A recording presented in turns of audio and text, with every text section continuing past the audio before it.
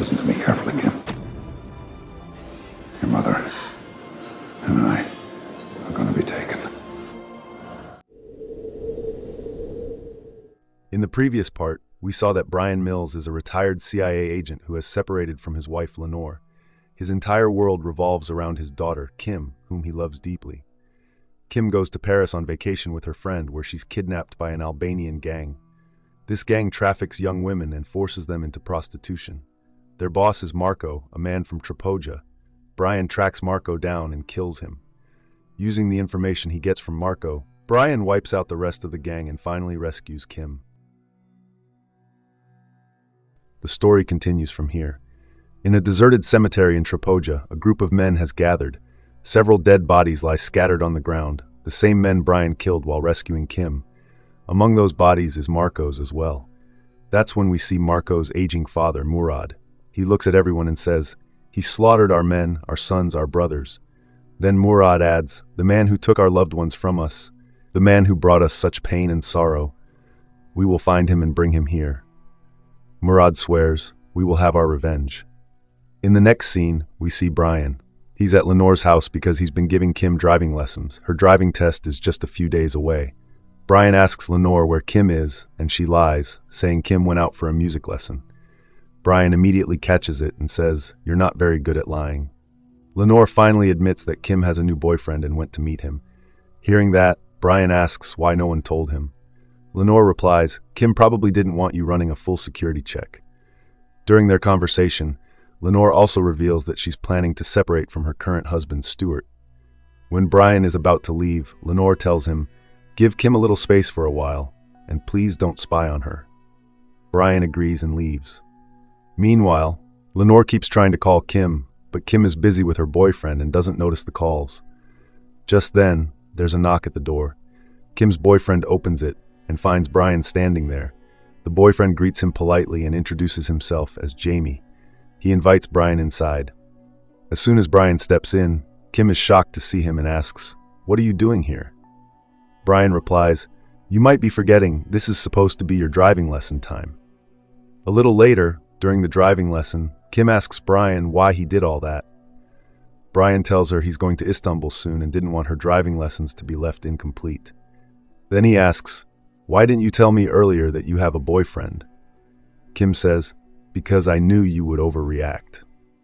Bryan explains that he's only worried about her because there are so many scary stories about things happening to people your age. Kim tells him she's still trying to forget the past and wants to make a fresh start. Bryan and Kim return to her house. Kim tells him she understands he worries about her, but you have to trust me to figure this out. And then she adds, "Don't go running a background check on Jamie with your friends." Bryan promises he won't do anything like that. But as soon as Kim goes inside the house, Bryan calls Sam and asks him to dig up all the information on Jamie. In the next scene, we see a view of Paris. Murad's men are beating Jean-Claude, demanding to know where Bryan is. Jean-Claude keeps saying he doesn't know, but they torture him brutally and threaten to kill his family.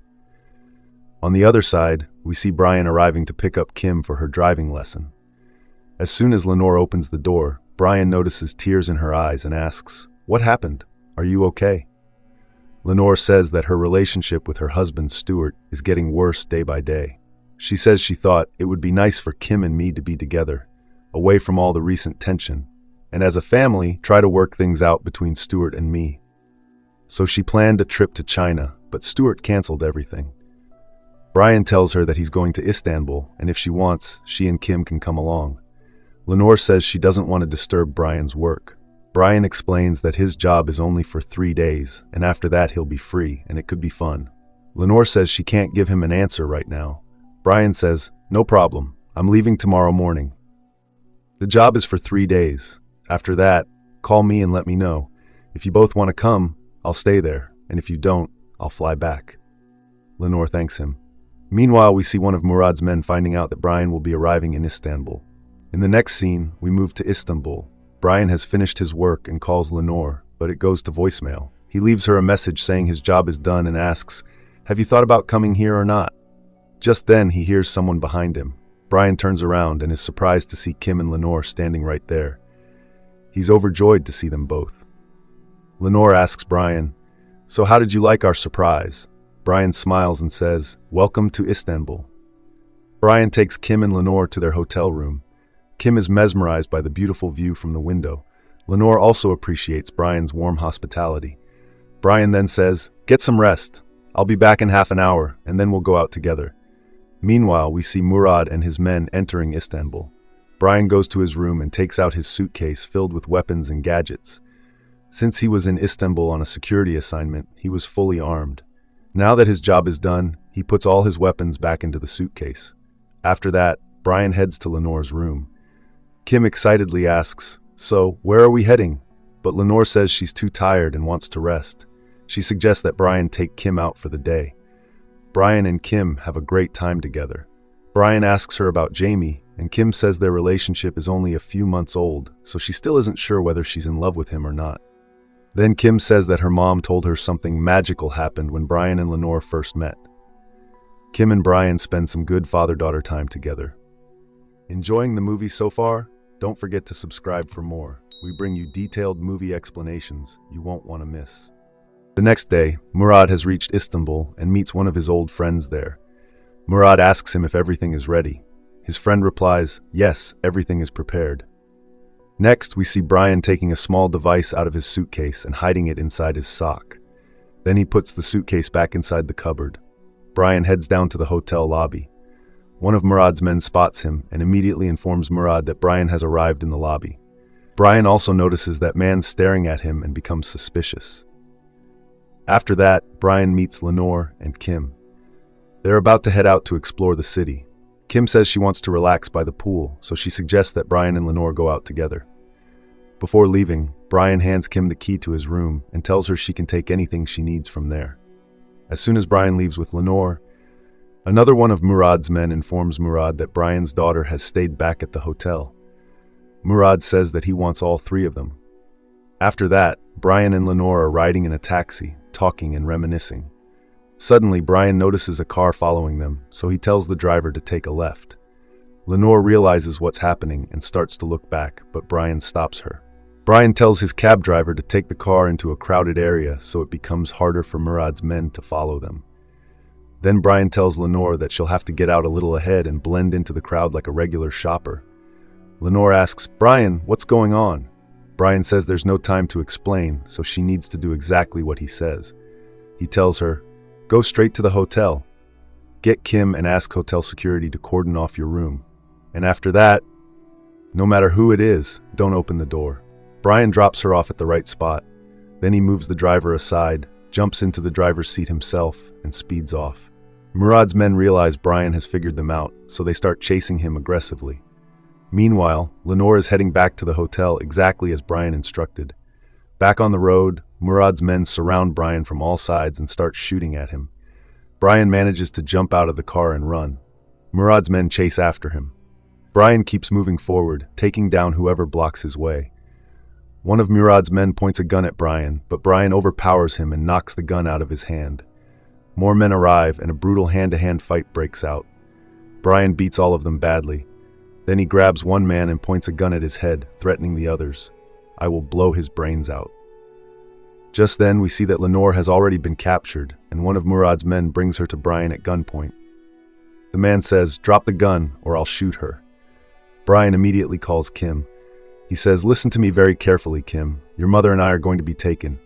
Kim panics the moment she hears this. Bryan continues, "And they're going to come for you too. So leave the place where you are calmly. Go straight to my room and hide in the closet. I'll call you back soon. Go now." Bryan then drops his phone on the ground and crushes it under his foot. Murad's men cover both Bryan's and Lenore's faces with black hoods and forcefully shove them into a vehicle. On the other side, Kim follows Bryan's instructions and heads straight toward his room.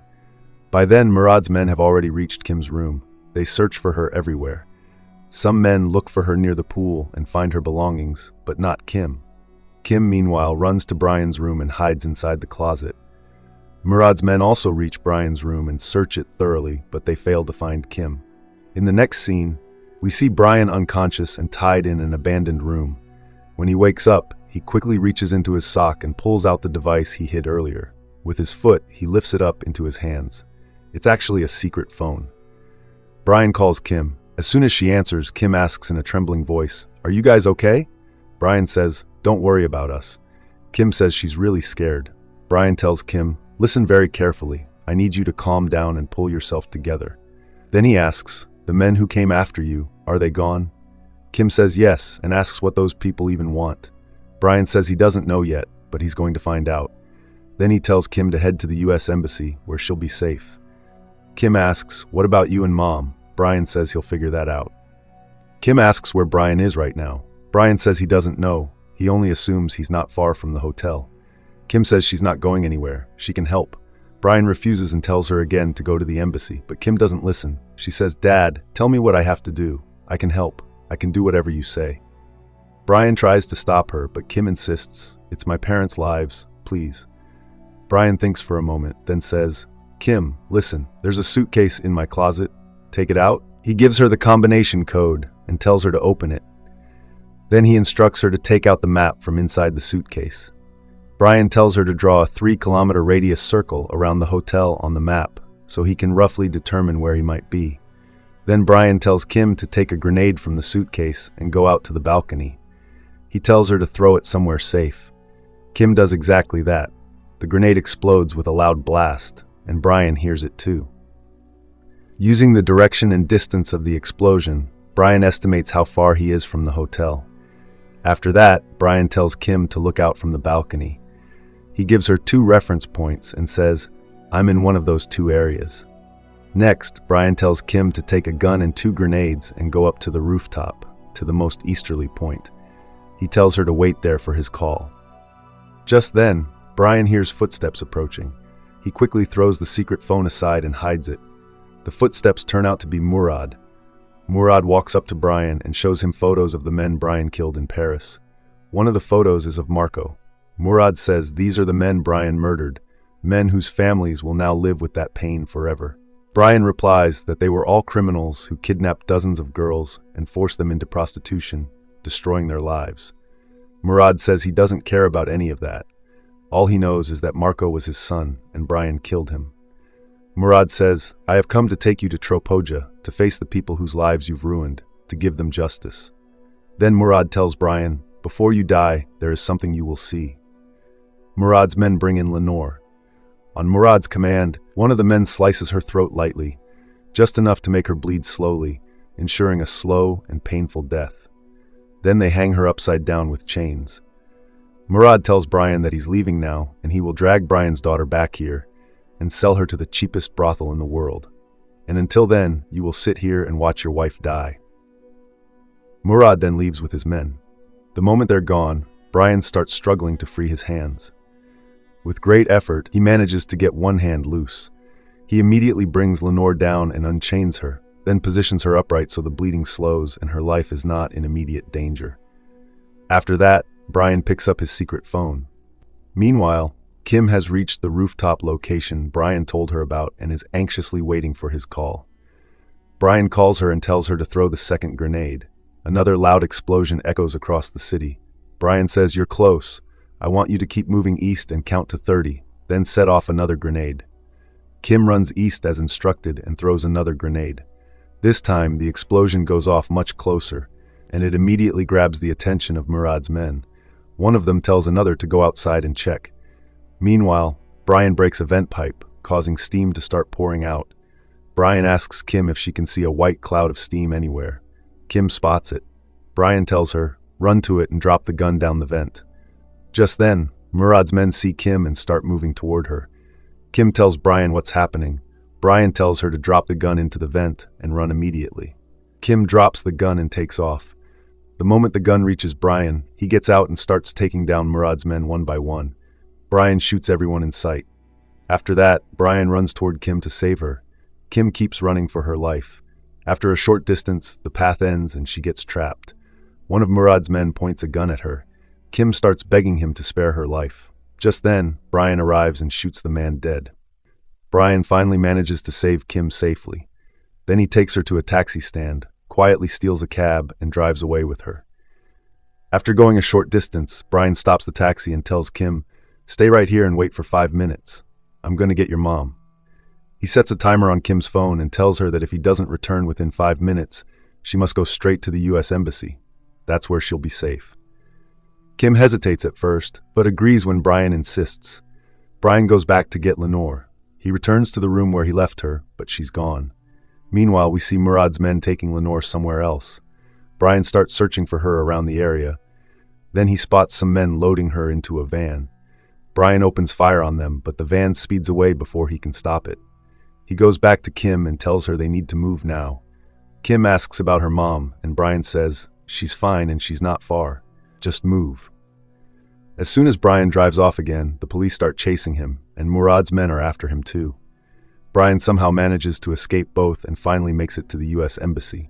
Bryan immediately calls Sam and says he's in the US Embassy courtyard in Istanbul, sitting inside a smashed-up car. So call someone to make sure we don't get shot. Sam replies, I'll handle it. Just stay put. Kim asks Bryan if her mom is dead. Bryan says, no, sweetheart, nothing like that. Your mom is with them, and they won't hurt her. They'll use her to get to me. Kim asks, so what are you going to do now? Bryan answers, what I do best. In the next scene, we see Murad has Lenore tied up. Bryan is already out searching to bring her back safely. He checks every alley and every place he suspects she might be. Meanwhile, Murad tells Lenore that he has nothing against her because she did nothing wrong, but her husband killed his son. And that's what I'm going to punish him for, he says. Bryan keeps searching everywhere, but still finds no sign of Lenore. Then he spots one of Murad's men. Bryan immediately realizes this must be Murad's hideout. He goes inside and kills the man first. Then Bryan enters the house and shoots down anyone who comes in his way. Hearing the gunshots, Murad becomes alert and rushes to Lenore. He tells his men to move everyone to a different location. Bryan keeps pushing forward, taking down every guard he encounters. Suddenly, Murad's main enforcer appears in front of him. A brutal fight breaks out between the two, but in the end, Bryan kills him as well. Finally, Bryan reaches Lenore. Once he sees that she's safe, he starts moving toward Murad. Murad can see death standing right in front of him. Bryan asks him, do you have any more sons? Murad replies, 2. Bryan asks, if I kill you, will they come for revenge? Murad says, yes, they will. Bryan says, then I'll kill them too. But you can change that. Just go home, live your life, stay with your sons, your grandchildren. Murad asks, but what about Marco, the one you killed? Bryan replies, you'll have to live with that, just like the parents of all those girls your people kidnapped and destroyed. Or you can die right here. Murad asks, what do you want? Bryan says, if you give me your word, I'll drop my gun and just walk away. Murad asks, why? Bryan says, because I'm tired of all this. Murad agrees. Bryan throws his gun aside and starts to walk away. But as soon as Bryan turns his back, Murad grabs the gun and tries to shoot him. Bryan has already emptied the bullets. With no choice left, Bryan kills Murad. Then Bryan goes to Lenore. Lenore asks about Kim, and Bryan tells her Kim is safe. In the final scene, we see Bryan, Lenore, and Kim out for lunch. Kim has also invited Jamie. Bryan finally seems to like him. They all sit together, and Kim jokes, Dad, please don't shoot him this time. I actually like this one. So that was the end of the movie. If you liked the explanation, give it a thumbs up, and don't forget to subscribe for more. Thanks for watching.